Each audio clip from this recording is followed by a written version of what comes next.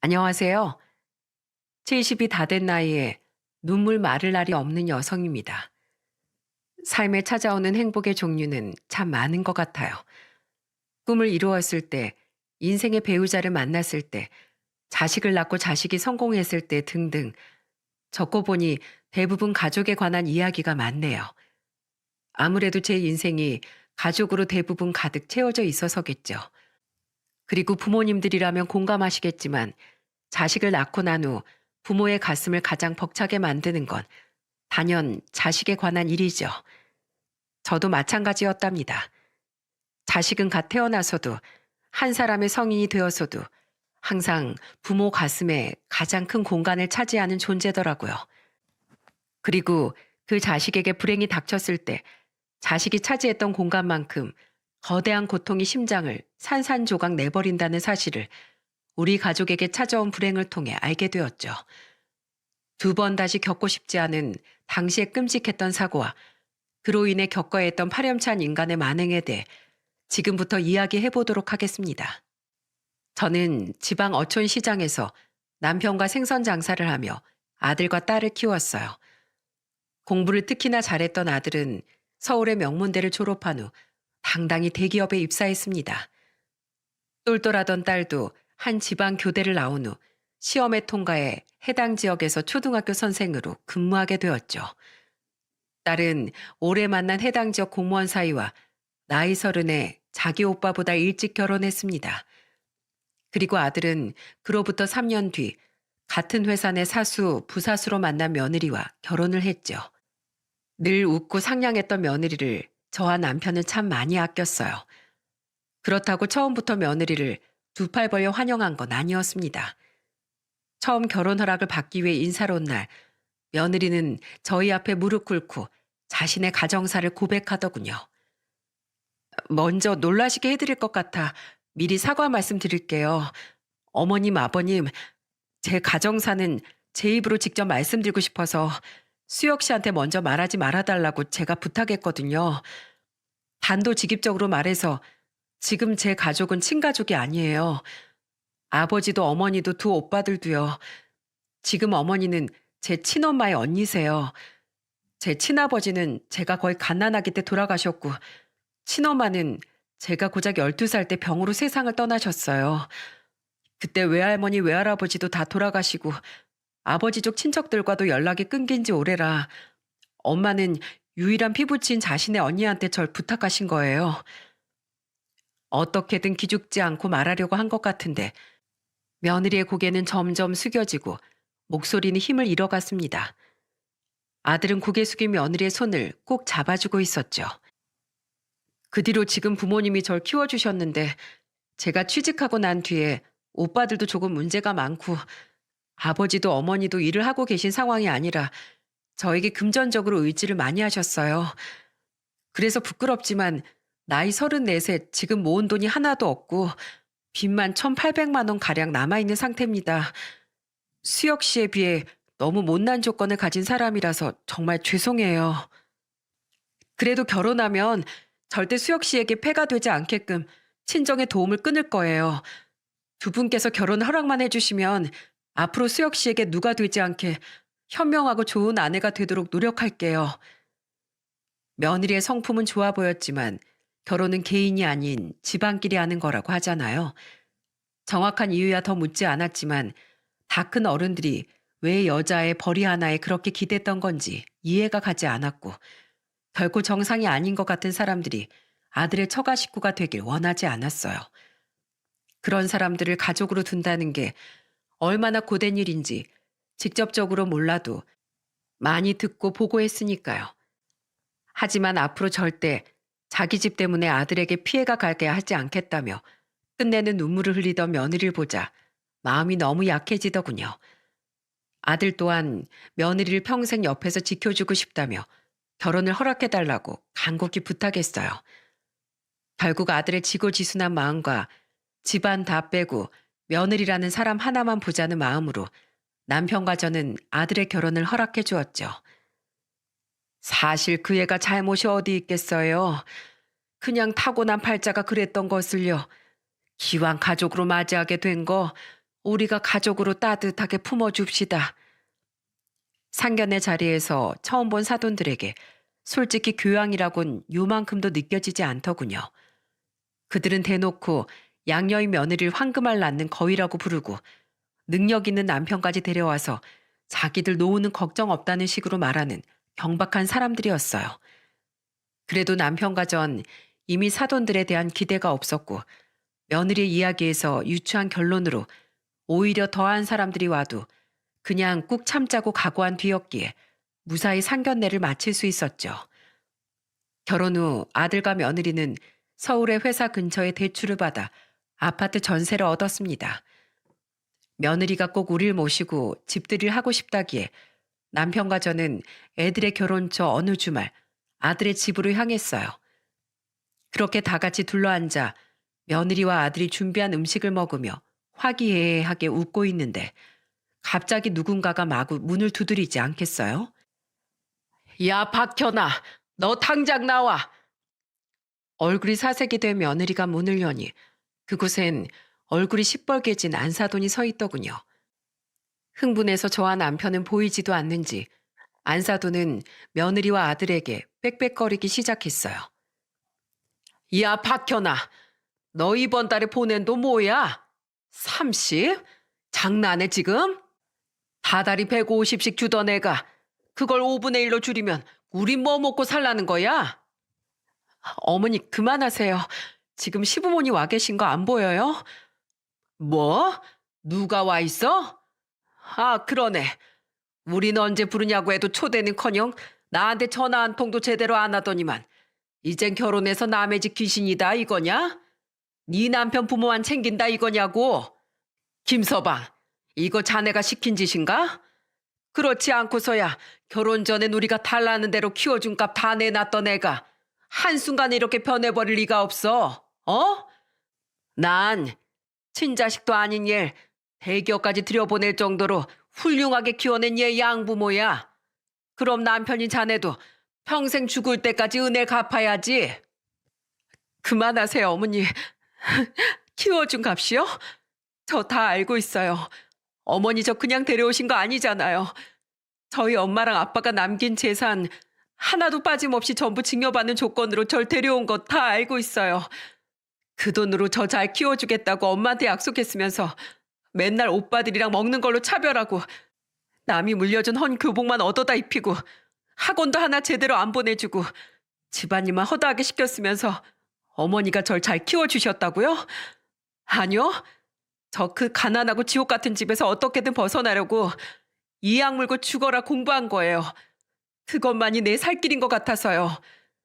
삼류 건달이었던 아버진 일도 안 하고 툭하면 술 먹고 저한테 밥벌레라고 욕하고 어릴 적부터 사고만 치던 오빠들은 제가 조금이라도 거슬리면 때리진 않아도 물건들 막 집어던지고 제가 얼마나 힘들게 자랐는지 알아요?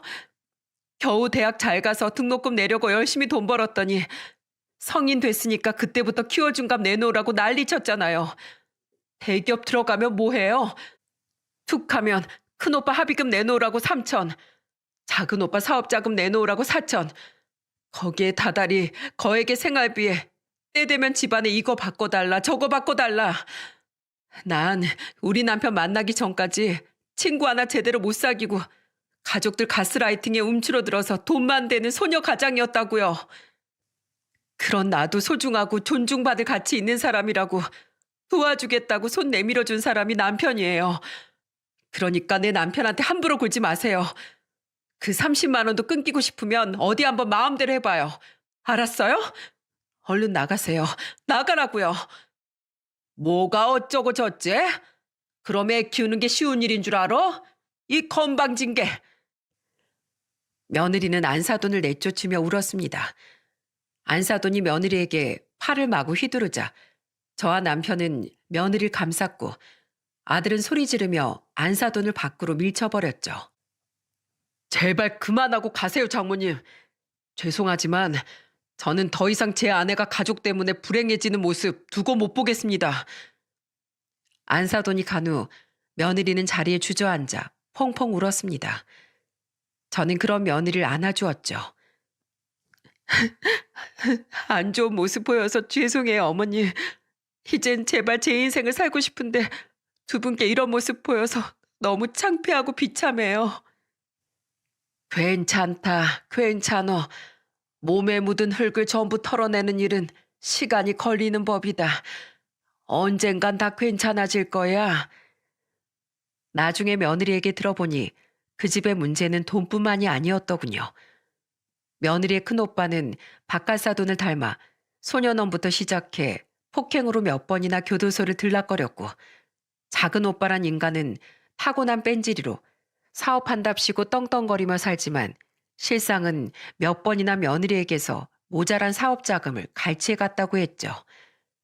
사치가 심한 안사돈은 남의 돈을 굉장히 우습게 하는 사람으로 사기 전가가 무려 2개나 된다고 했어요.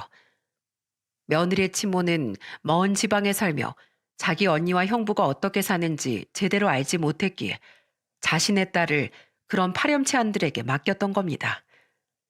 그 뒤 아들과 며느리는 사돈댁에 매달 30만 원을 보내며 최소한의 도리만 하고 살더군요. 며느리는 반대했지만 그래도 키워준 건 키워준 거니 아들은 며느리 자식된 도리도 저버린 사람으로 만들고 싶지 않았다고 해요. 며느리와 아들이 강하게 나오니 그쪽 집에서도 아무 말을 못했던 것 같더라고요. 아들은 며느리와 결혼한 지 1년 뒤 아들도 낳고 평화로운 결혼 생활을 했습니다. 며느리는 한 달에 한 번은 꼬박꼬박 아들과 손주와 함께 저희 집에 내려왔는데, 집에 들어오자마자 가장 먼저 했던 일은 바로 저와 남편을 포옹하는 거였죠. 어머님, 너무 보고 싶었어요. 우리 며느리 나도 보고 싶었다. 아이고 예쁜 거. 며느리는 가족으로서 가족에게 사랑받는다는 느낌을 받은 게 친부모님이 돌아가신 후 처음이라고 했어요. 며느리가 부모의 정에 얼마나 굶주렸는지 느껴져 한층 더 며느리에게 잘해줘야겠다는 생각이 들었습니다. 며느리가 어렵게 찾은 행복이 오래오래 깨지지 않길 바랬죠. 하지만 제 바람은 그리 오래 가지 못했어요. 불행은 아무런 징조도 없이 우리를 덮치더군요. 어머니, 지금 큰일 났어요. 아범이 지금 사지가 마비됐대요. 뭐? 아니, 뜬금없이 그게 무슨 소리야? 무슨 사고라도 났어? 그게 아니고요. 저도 병원에서 연락받고 막 병원에 도착했는데 이거 의료사고 같아요. 아들의 인생은 아주 허무한 이유로 180도 변해버렸습니다. 아들은 많은 직장인들의 고질병인 목 디스크를 오래도록 알아왔는데 손주가 5살이 됐을 즈음 통증이 많이 심해졌어요. 두 팔과 목 양쪽이 계속해서 쩌릿거릴 정도로 말이죠. 그런데 병원에서 목 디스크 치료를 위해 신경 차단술 시술을 받았던 아들은 2번째 시술을 받으러 갔을 때 그만 마취 제가 들어가자마자 의식과 호흡 그리고 사지에 마비가 오기 시작했다는군요. 급한 응급조치로 다행히 호흡은 돌아왔는데 문제는 돌아온 것이 호흡뿐이었다는 거예요. 당황한 병원 측에서도 가진 방법을 다 써보고 인근 대형 병원으로 구급차를 통해 이송도 시켰지만 마비된 아들의 사지 감각은 돌아오지 않았고, 그렇게 건장했던 아들은 황당하게도 한순간에 사지 마비라는 장애를 얻고 만 겁니다. 멀쩡히 병원에 걸어 들어갔던 내 아들이 한순간에 저렇게 됐다는 게 말이 돼? 내 아들 이제 어떡할 거요? 아직 앞길 창창한 내 아들 저렇게 만들고 어떻게 책임질 거냐고. 자식이 한순간에 그런 몸이 됐는데 어떤 부모가 눈이 안 뒤집히겠습니까? 저와 남편은 장사고 뭐고 매일같이 아들을 그렇게 만든 병원을 찾아가 난동을 부렸어요. 그런데 더 기가 찬 건 병원 측에선 자신들은 충분히 시술 전 위험 사실을 고지했고 약물이 소량 과다 투여된 것 같긴 하지만 시술 자체엔 크게 문제가 없었다는 말로 발뺌하더라고요. 책임을 인정하면 병원 측 이미지에 치명적인 손상을 입을 게 분명하니 병원장과 의사 모두 입을 맞춘 것 같았죠. 병원장은 자신들은 시술 전에도 사고가 발생한 후에도 최선을 다했지만 위로 차원에서 위로금 정도만 배상해 줄 수 있다는 말 같지도 않은 말을 하더라고요. 이 악마 같은 놈들, 어떻게 멀쩡한 사람을 이 지경으로 만들어 놓고 저딴 소리 짓거린단 말이냐. 우선 아들을 다른 병원에 입원시켰던 우리는 뇌 손상까지 와서 인지 능력도 마비된 아들을 부둥켜 안고 울기만 했습니다. 아들은 잠에서 깨어 눈을 뜨고 있을 때도 있지만 말을 듣지도 어떠한 대답을 하지도 못했죠. 아들 이렇게 만든 병원을 상대로 소송을 걸긴 했지만 의료사고 관련 싸움에서 승소하기란 굉장히 어려운 일이라더군요. 그리고 배상을 받을 수 있을지와 별개로 돈을 받을지언정 한순간에 망가진 우리 아들 인생은 어떻게 한단 말입니까? 여보, 내 목소리 듣곤 있는 거지? 어? 제발 그렇다고 대답이라도 한 번만 해줘. 며느리는 미동 없이 가끔 눈만 껌뻑이는 아들을 붙잡고 엉엉 울었습니다. 엄마가 오니 따라 울던 손주를 보며 저와 남편은 가슴이 찢어지는 고통을 느껴야 했죠. 병원과 소송 싸움을 하는 와중에도 어떻게든 아들을 보살펴야 했기에 저는 장사를 남편에게 맡기고 아들의 집으로 올라왔습니다. 아버님 혼자 너무 힘드시진 않을까요? 덜 들여놓고 덜 팔면 돼. 우리야 괜찮다만 난 네가 더 걱정이다. 내가 수혁이만 걱정돼서 왔겠니? 저는 혼자 손주 보랴, 아들 간병하랴, 회사 다니랴, 내외적으로 힘든 며느리를 도와주고 싶었습니다. 주로 아들의 옆을 지키고 있긴 했지만 며느리와 교대를 할 때면 저는 집안 청소도 해놓고 며느리와 손주가 며칠간 먹을 반찬들도 만들어놨죠. 한편 며느리는 날이 갈수록 말라갔어요. 한 달에 한 번씩은 아들을 보러 오던 딸도 걱정을 감추지 못할 정도로 말입니다. 새언니, 괜찮아요? 동현이 생각해서라도 언니부터 건강 챙겨야죠. 밥은 챙겨 먹고 있어요? 걱정해줘서 고마워요, 아가씨. 맞아요. 제가 힘을 내야 하는데 자꾸만 입맛이 없어서요. 어머니께도 괜히 걱정만 끼치고 제가 참 염치가 없네요. 그런 며느리가 조금씩 생기를 찾기 시작한 건 아들의 인지 기능이 조금씩 돌아오고 알아듣긴 힘들지만 조금씩 목소리도 내기 시작하면서부터였어요. 어머님, 보셨어요? 여보, 뭐라고? 아, 어, 미안해. 뭘 하는지 모르겠어. 그래도 괜찮아. 말을 한 게 어디야. 고마워, 여보. 정말 고마워. 저와 며느리는 그런 아들을 끌어안고 감격해서 울었습니다. 그때부터 며느리는 조금씩이라도 나아질 거라는 희망을 갖게 된 것 같아요. 그 뒤 콧줄로 식사를 하던 아들은 침대를 세워 입에 음식을 넣어주면 어설프게 남아 씹고 스스로 삼키는 정도까지 상태가 호전됐어요. 그러다 왼팔과 왼다리 또한 미세하게 움찔거리더니 미약하게 들어 올릴 수도 있게 되었죠. 그리고 마지막으로 감각이 어느 정도 돌아와 스스로 요의를 느낄 수 있게 되자 기저귀를 차며 소변줄까지 뺄 수 있게 됐습니다. 그게 무려 사고가 난 지 6개월 만에 일어난 일이었어요. 고맙다, 수여가. 이 엄만 그저 다 고맙다. 주말에 올라와 아들의 모습을 본 남편과 딸 내외도 뛸 듯이 기뻐했습니다. 제발 이대로만 꾸준히 나아지길 간절히 빌었죠. 그러던 와중 희망에 차 있던 제 기분을 아주 더러운 바닥으로 추락시켜버린 사건이 일어났습니다. 어느 금요일 저는 평소와 같이 병실을 지키고 있었어요. 그런데 전날 먹은 음식이 뭔가 잘못된 건지 갑자기 배탈이 났더군요. 아무리 앉아 있어도 배가 아픈 것이 사라지지 않아 거의 30분 동안 화장실에 있다가 겨우 다시 병실로 들어왔죠. 그런데 병실로 들어가려고 보니 문이 살짝 열려 있더라고요. 내가 문을 덜 닫고 나왔나 싶던 와중 아주 앙칼진 목소리가 제 귀에 꽂히는 게 아니겠어요? 자꾸 거리지만 말고 말을 하라고 말을. 아유, 답답해 정말.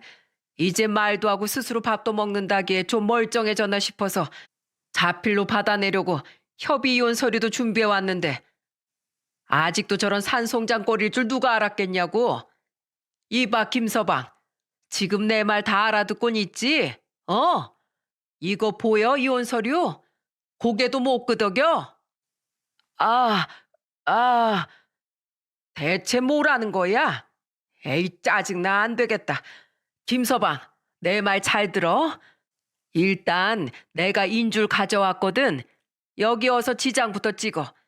인감 도장 어디 있는지도 모르고 자필 서명하지도 못할 거 아니야. 내가 어떻게든 우리 현아 꼬셔서 나머지 서류 작성은 다 하게 할 테니까 우선 지장부터 찍으라고. 뭐야, 자네 지금 우는 거야? 왜? 우리 현아랑 이혼하기 싫어서?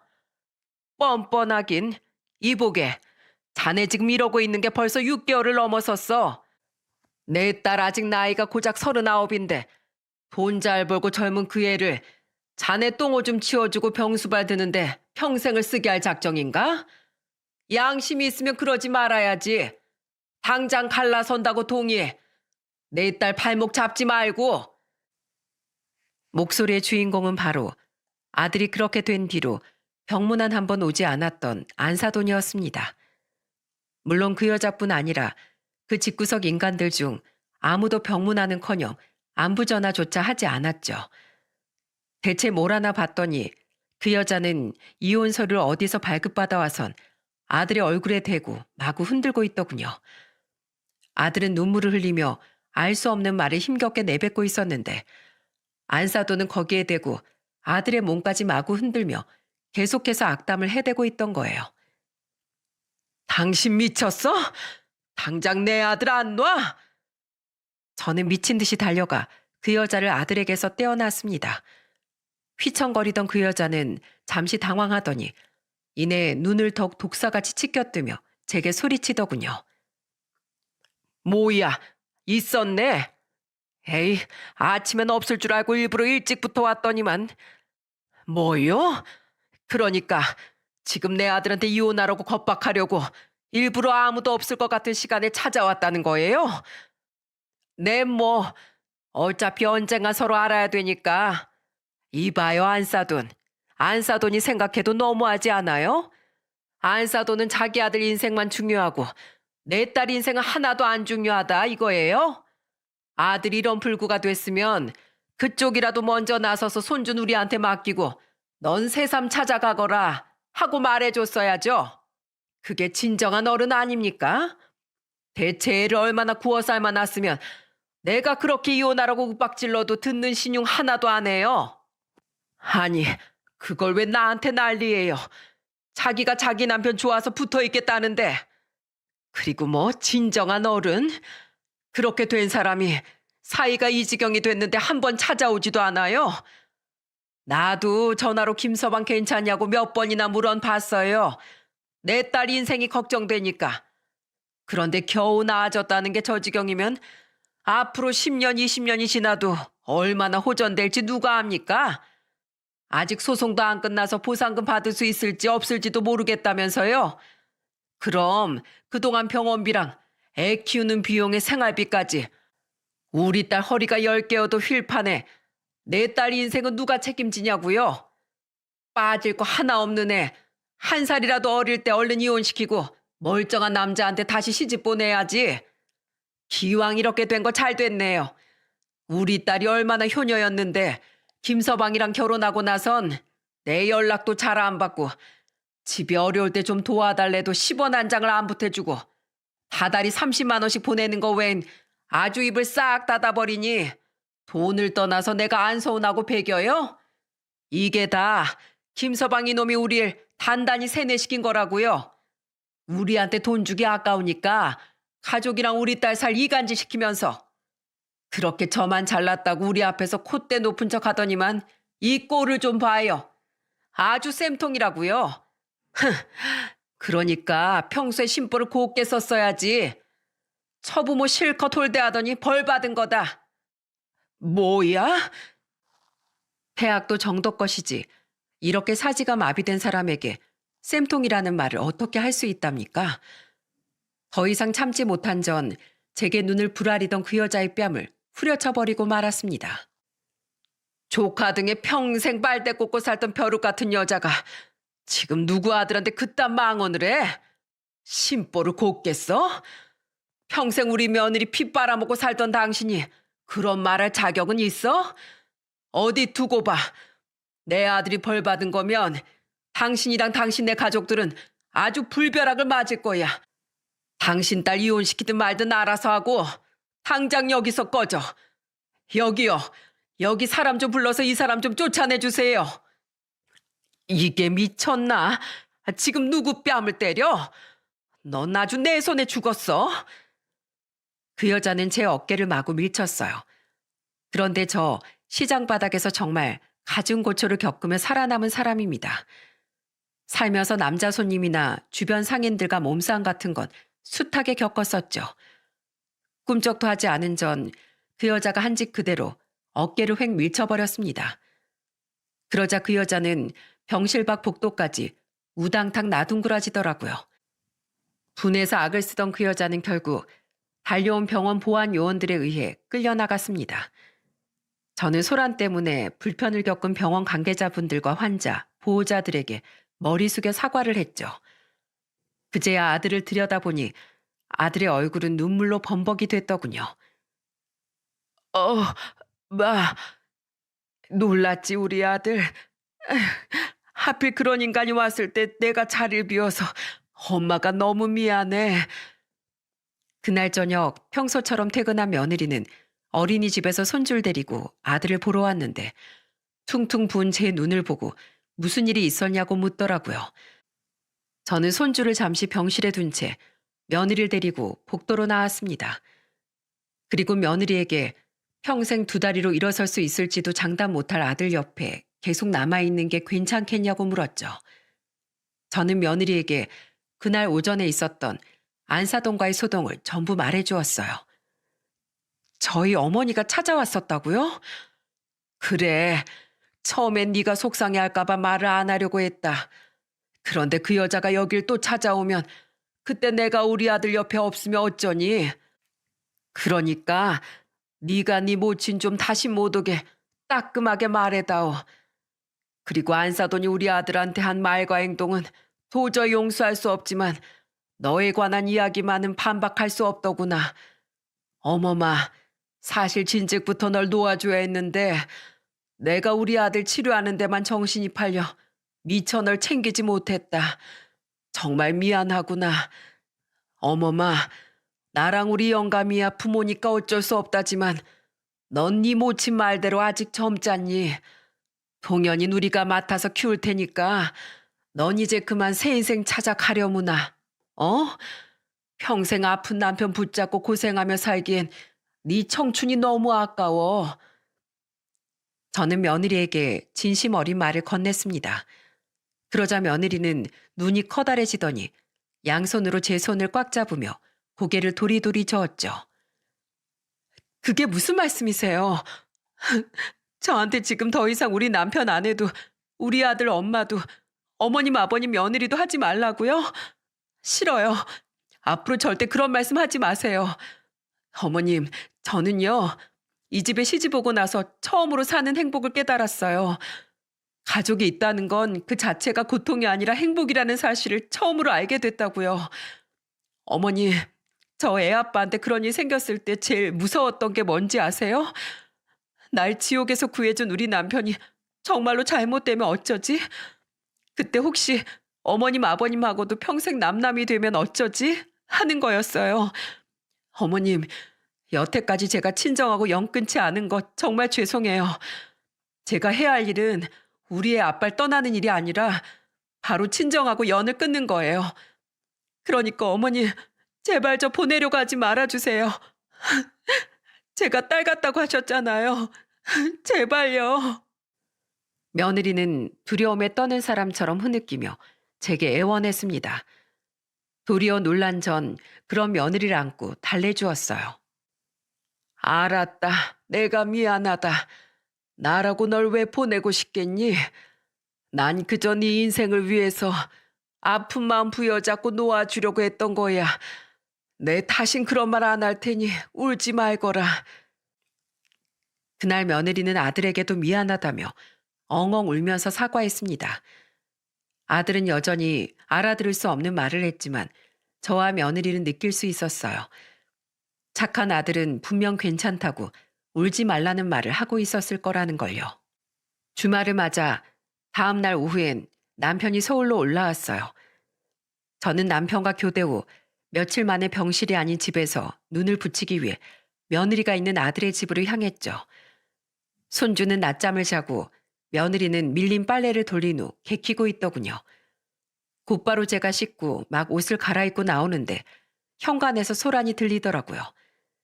젖은 머리를 털며 나가보니 며느리가 닫힌 현관을 보며 마구 소리를 지르고 있지 않겠어요? 당장 돌아가시라고요. 저한텐 더 이상 부모도 가족도 없어요.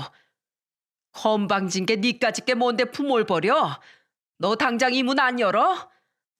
엄마, 나와봐. 문 확 부숴버리게. 작은 오빠, 그 문 부수기만 해. 나 주거 침입으로 당장 오빠 고소할 거야. 초인종을 먼저 누른 건지 인터폰 화면엔 불이 들어와 있었는데 그걸 들여다보고 정말 기겁을 했습니다. 그곳엔 바로 안사돈뿐만 아니라 결혼식 때 이후로 처음 보는 바깥사돈과 며느리 오빠 중 한 명이 뿔난 표정으로 저희 집 문을 두들기고 있었거든요. 며느리가 작은 오빠라고 부르는 걸 보니 그 집 둘째 아들이구나 싶었죠. 뭐야, 저 사람들이 여긴 왜 찾아왔어? 아마 저랑 애만 있다고 생각하고 쳐들어온 것 같아요. 제가 어머님 여기 계시다고 어머니한테 말 안 했었거든요. 사실 저 어제 어머니한테 전화로 절연을 선언했어요.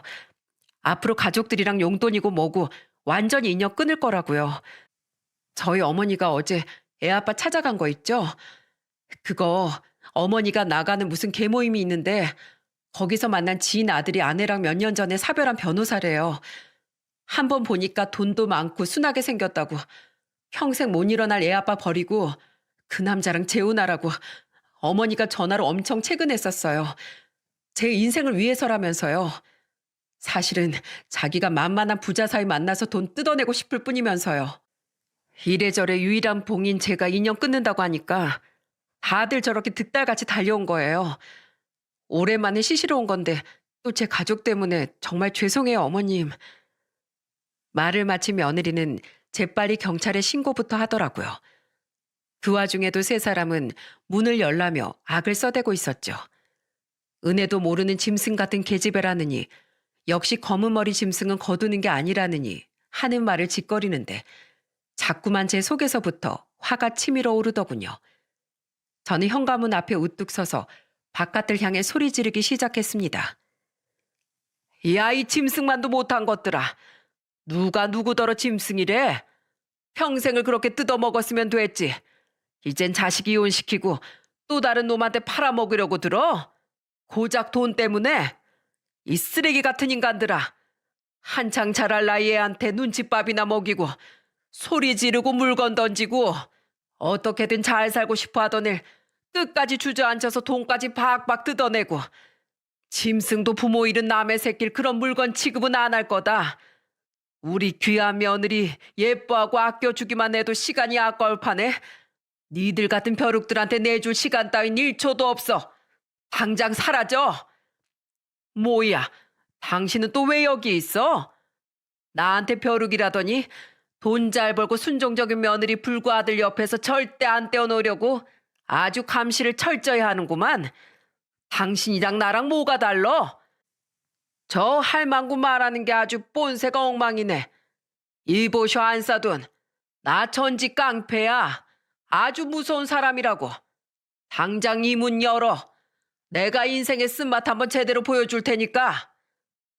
야, 박현아. 우리 아버지 열받으면 앞뒤 안 가리는 사람인 거 알지? 너 순순히 문 여는 게 좋을 거다. 어?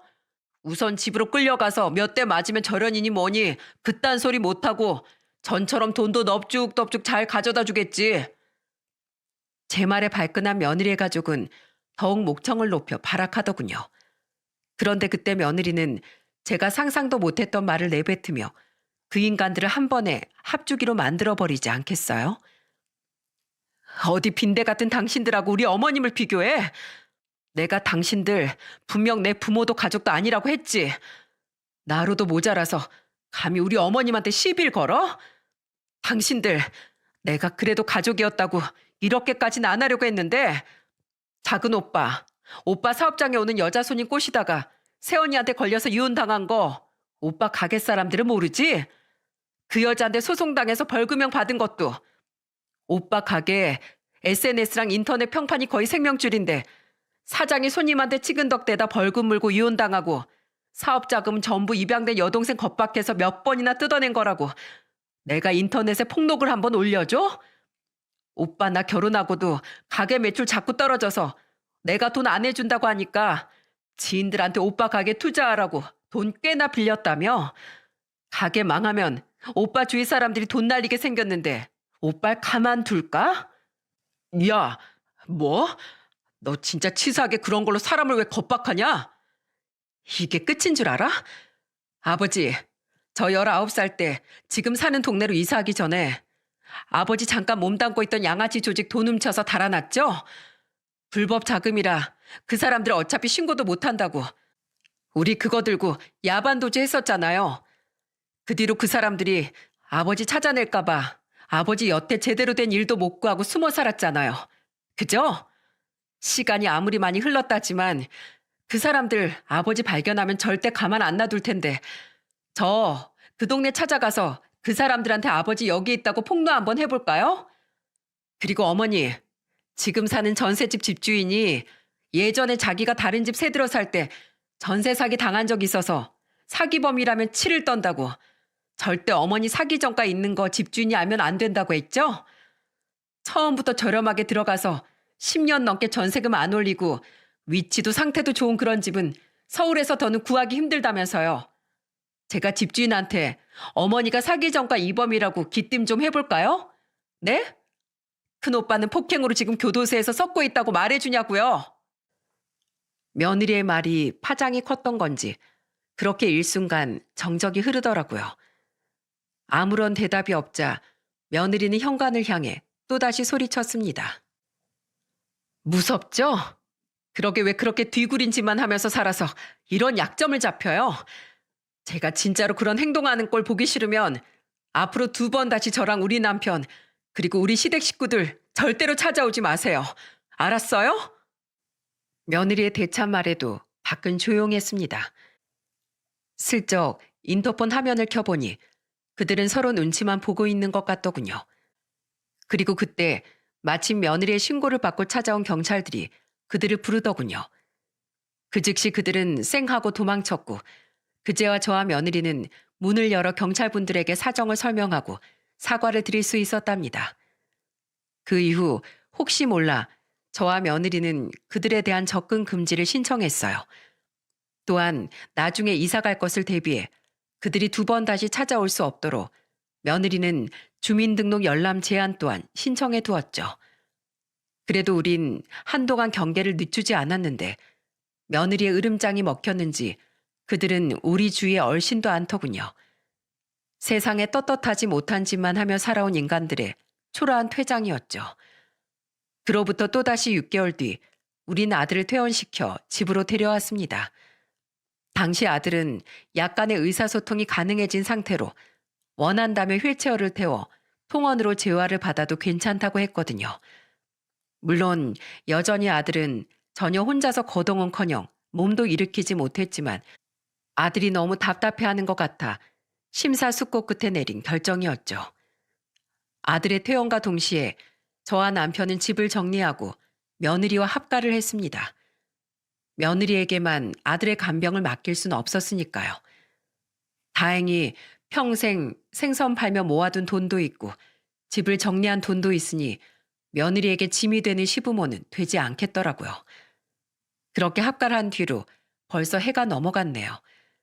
아들은 여전히 사지가 불편하지만 그래도 조금씩 호전되어 가고 있어 최근엔 힘겹게나마 스스로 숟가락을 들고 국을 떠먹는 데도 성공했습니다.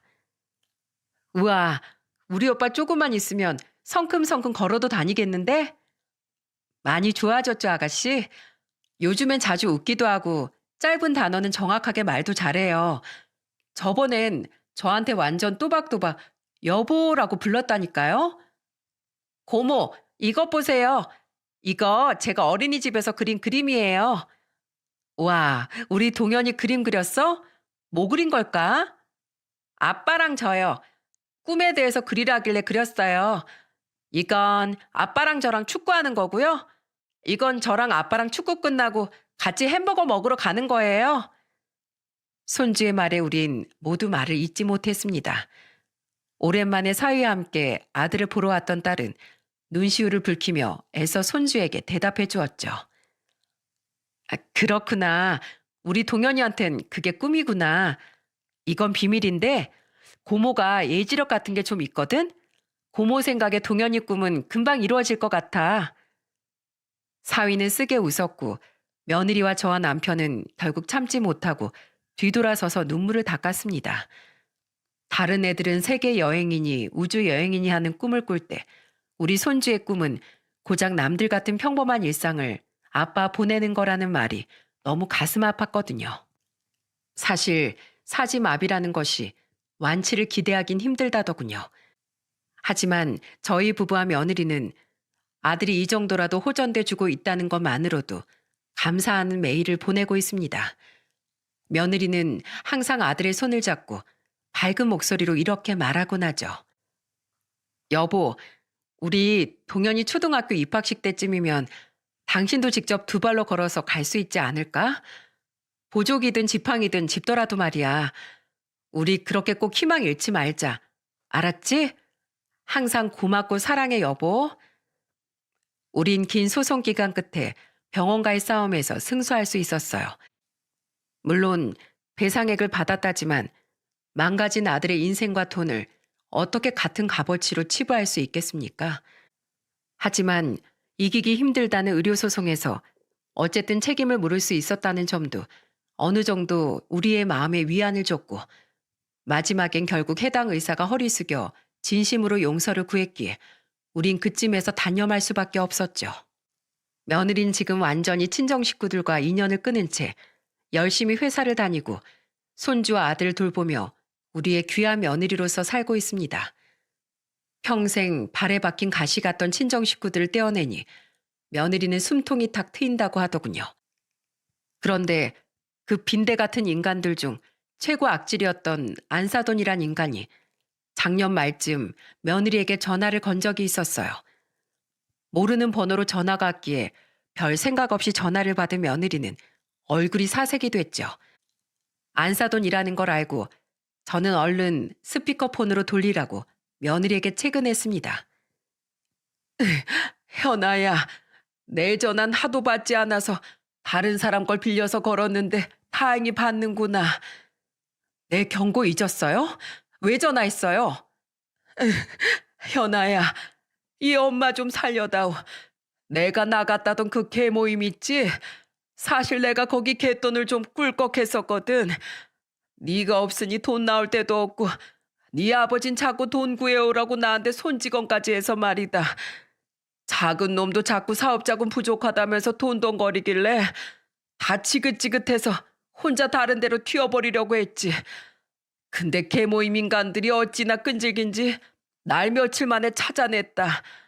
근데 나 그 돈 이미 사채꾼들한테 뺏겼거든.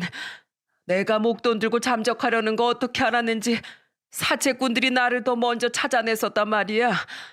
그러니까 그 개모임 인간들이 날 사기죄로 고소했어.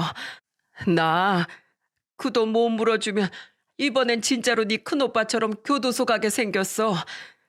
작은 놈은 완전 날 나 몰라라 하고 네 애빈 어딜 혼자 도망가려고 했냐면서 날 잡아다 곤죽을 만들어 놓더니 내일은 내가 알아서 하래. 현아야, 제발 나 합의금 좀 마련해다오. 어? 내가 그래도 널 키워준 엄마잖니. 들어보니까 기가 차기 짝이 없어서 쌍욕을 해주려는데 저보다 먼저 며느리가 싸늘히 대답하곤 전화를 끊어버리더군요. 아줌마가 싼 똥은 아줌마가 치우세요. 어머니가 아닌 아줌마라는 소리에 정말 묵은 채증이 다 내려가더라고요. 며느린 아무 미련 없이 그 번호까지 차단해버렸고 저는 며느리에게 잘했다며 등을 두드려 주었죠. 얼마 전 며느리 작은 오빠 결혼했다가 이혼했다던 세언이라는 사람이 며느리에게 전화해 그들의 소식을 전해주더라고요. 며느리의 작은 오빠가 혹시 집 구할 돈 좀 빌려줄 수 있냐는 뻔뻔한 전화를 했다면서 말입니다. 한심하게도 안사돈은 합의금을 구할 길이 없자 또다시 도주하려다가 또 잡혀 결국 구치소에서 검찰 조사를 받으며 재판을 기다리고 있다고 합니다.